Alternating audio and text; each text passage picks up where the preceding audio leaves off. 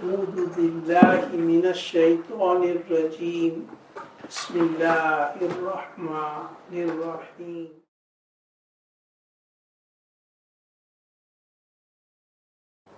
نحمده ونصلي ونسلم على رسوله الكريم أما بعد أعوذ بالله من الشيطان الرجيم بسم الله الرحمن الرحيم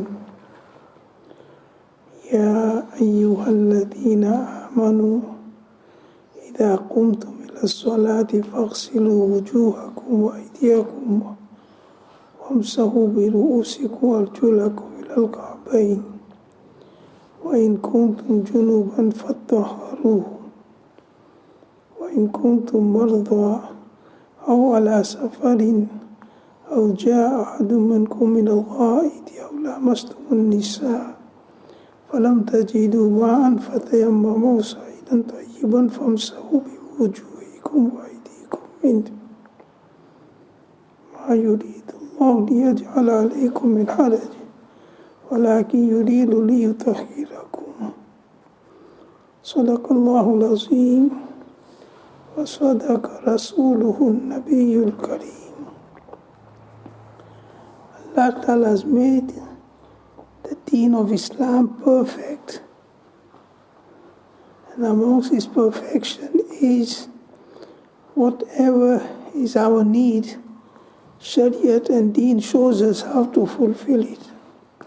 Amongst them, purifying ourselves, purifying our body. One is in form of wuzu, and the other is in form of ghusl. So we have been taught how one should take a bath and take a ghusl also. Not knowing it, we go against the Sunnat, and there is a danger it might become a sin. Allah Ta'ala says, Kulu washrabu wa la tusrifu, innahu la yuhibbul musrifin. Eat and drink the ni'mat of Allah Ta'ala, meaning use the ni'mas of Allah Ta'ala, but don't be extravagant. Don't go beyond the limit. Allah Ta'ala does not like the people who go beyond the limit. So this applies in wuzu and ghusl also. Not knowing how to take a ghusl according to Sunnat, sometimes the person uses so much water that it becomes israf, extravagance, and excessive use of water and waste of water. Once one Sahabi, as a Saab bin Abi Waqqas radiyallahu ta'ala anhu, he was making wuzu and he was using excessive water. Rasulullah sallallahu saw him using excessive water in making wuzu. So Rasulullah sallallahu alaihi wasallam said, Ya Saad, ma hadha sarf. O Saad, what is this? What is this extra use of water and excessive use of water? The Saad radiallahu said, Afil wuzu sarf ya Rasulullah. Making wuzu, which is an act of ibadat, act of virtue. When we make wuzu, does israf occur in it also? Does excessiveness occur in it also? And it becomes an act of sin? Rasulullah said, Nam, wa in kunta la shattin jarin. Yes, even if you are on the edge of a river, in a flowing water, and you're making wuzu, but you're taking excessive water, although the wuzu you make on the edge of the river, canal, the water will back onto the river, into the canal. But Rasulullah said, even then it is israf, meaning excessive use of water and waste of water. So many people, not knowing the Sunnat method of taking a bath, they use water excessively. They keep the tap on and the water keeps running, and they just keep pouring the beaker on the head and body over and over again. So it goes beyond the Sunnat and it becomes israf, and there's a danger of it becoming a sin.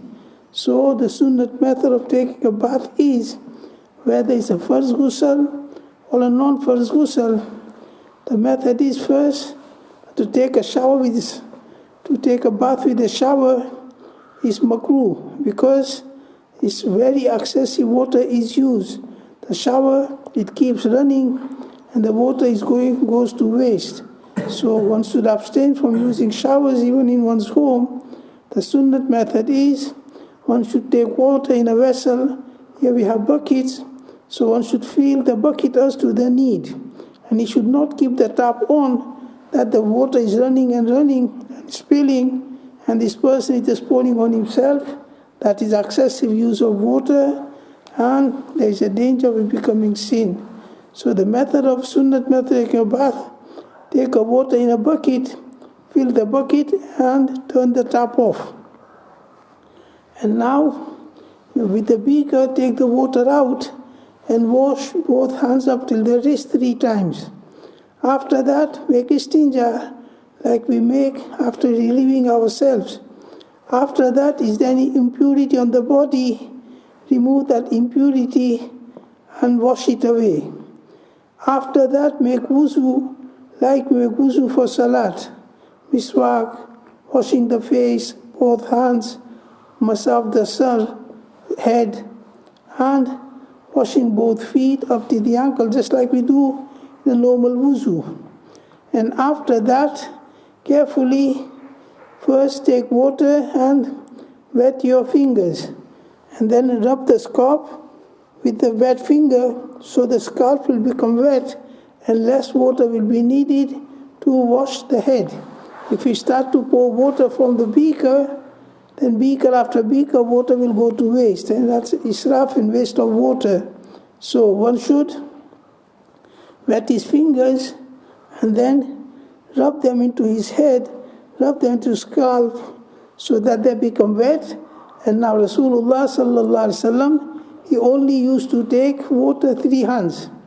One, and slowly pour it onto his head. Second time and third time. That was enough, and Rasulullah used to have long hair, but only 3 times, 3 handful, that was enough. And now we compare ourselves, just in one beaker, how much water goes. And we keep pouring after pouring, you can imagine how much water goes to waste. So that is against the Sunnat. So nevertheless, that one should take water carefully. If we use beaker, then one should not just pour all at once. With one hand pour the water, and with other hand rub the scalp and the head, so that all the head and the hair becomes properly wet.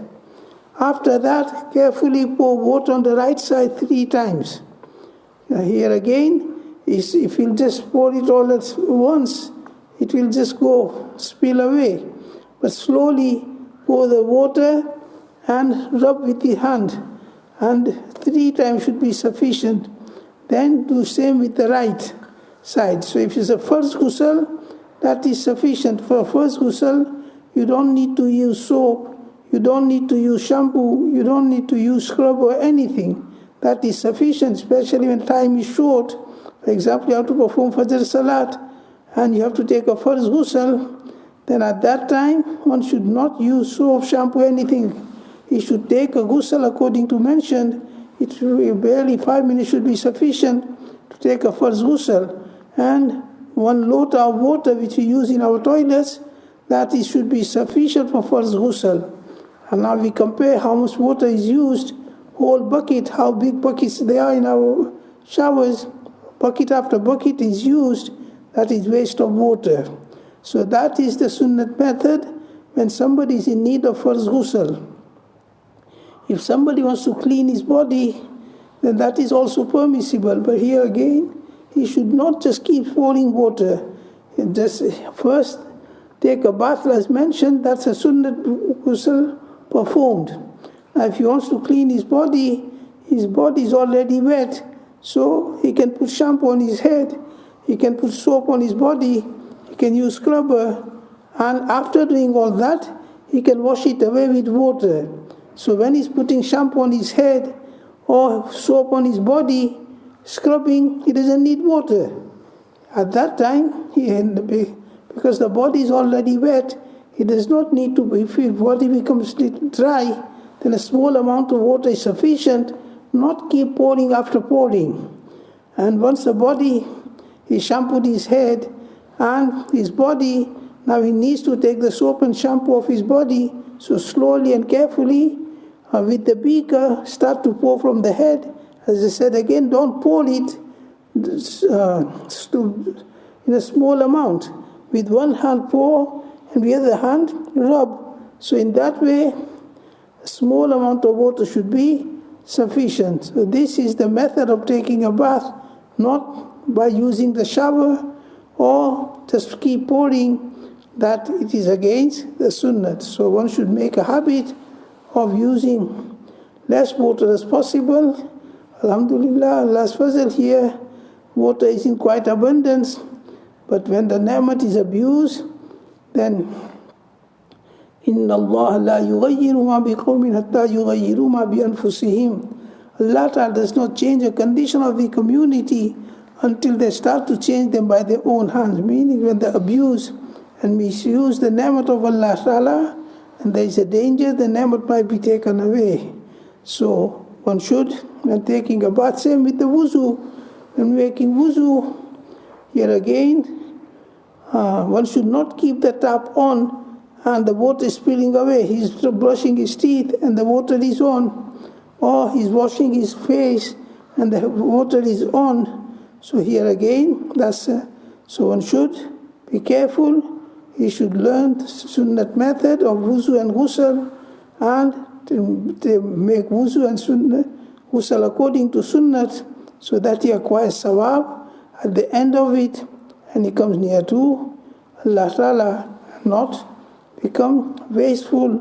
It becomes an act of sin. Allah Ta'ala give us the right method, Sunnat method of everything, and give us tawfiq to adopt it. Subhanallah wa bihamdihi, subhanakallah wa bihamdika, nashhadu an la ilaha illa anta, nastaghfiruka wa natubu ilayk.